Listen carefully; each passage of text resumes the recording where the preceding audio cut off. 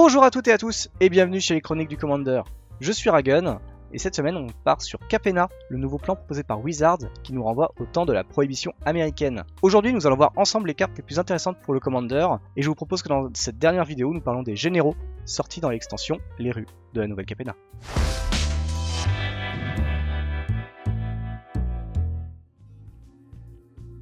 Je rappelle que ce top est subjectif et qu'il est possible que ma vision du Commander ne soit pas celle que vous aimez.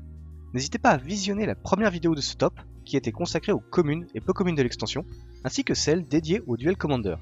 Comme je parle rarement d'une carte deux fois dans deux vidéos, il est possible que certaines s'y soient retrouvées.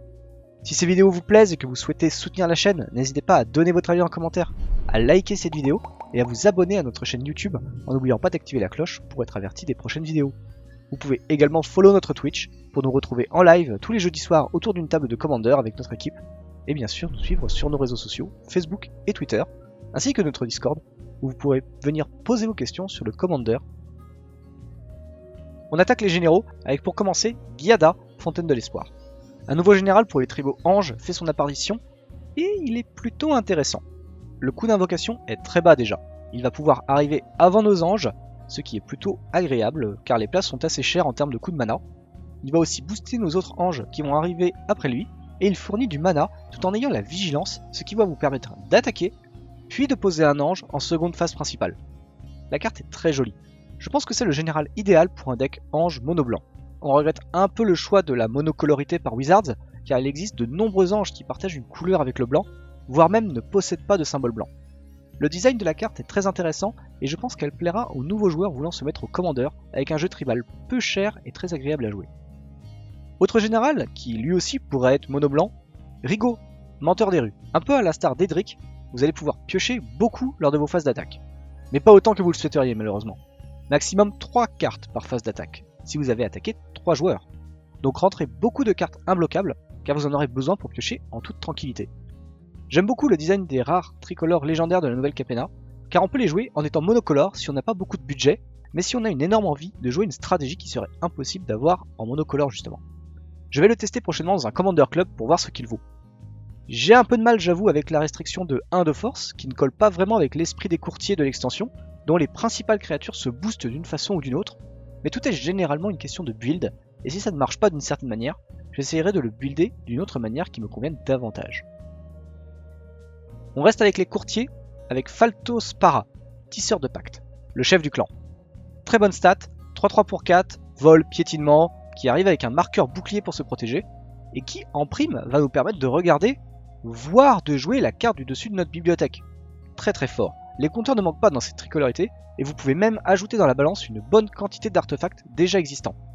Le général est très solide, beaucoup plus facilement sur la défensive que Rigaud, qui nous oblige à attaquer pour piocher, alors que Faltos Para se contentera de juger si la carte au-dessus de notre bibliothèque vaut vraiment le coup. On peut imaginer un jeu très tempo, qui va constamment réguler la table avant de lancer une combo qui finira la partie d'un coup. On continue avec un général qui ne rigole pas du tout, ou en tout cas qui ne fait pas trop rigoler si quelqu'un le joue. Seigneur Xander, le collectionneur. Un gros vampire démon pour 7 sans capacité d'évasion, mais qui peut pourrir la vie de vos adversaires, ou votre adversaire, si vous décidez de vous acharner sur ce pauvre malheureux. La carte représente pour moi des choses que je n'aime pas voir en Commander. De l'acharnement contre une personne. Meuler la moitié de la bibliothèque d'un adversaire sans réel plan de jeu de meule, ça me paraît pas très sympathique. Faire défausser ou supprimer la moitié des permanents non plus, mais au moment où le Seigneur Xander va arriver en jeu, on sera peut-être bien content de défausser les 12 cartes que l'un de nos adversaires ne se sera pas privé lui de piocher pour faire tourner sa stratégie. C'est un point fort que je peux reconnaître à ce général. Il remet à jour les stratégies de tout le monde. Quiconque essaye d'être au-dessus des autres joueurs de la table se brûlera les ailes et regrettera d'avoir essayé de prendre le lead de la partie. Dernier général de ma sélection, Onis, le fouet du dragon. J'adore cette carte. Peut-être mon général coup de cœur de l'extension. Pouvoir créer aussi facilement des trésors, c'est presque inadmissible. Il y a tellement de créatures avec la célérité dans cette tricolorité que l'on ne va avoir aucun mal à produire des jetons en grande quantité.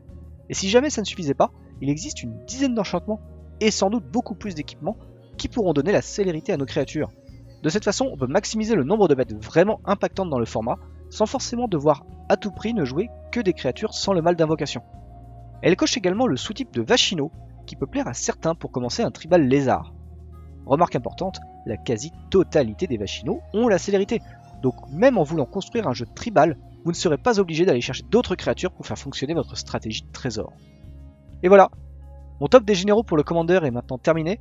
J'espère qu'il vous a plu. N'hésitez pas à me faire vos retours en commentaire sur des cartes que j'aurais pu oublier. Ça m'intéresse toujours d'avoir une autre vision du format et de l'intérêt des cartes pour celui-ci. On se retrouvera la semaine prochaine pour le top consacré au deck commander de la nouvelle Capenna.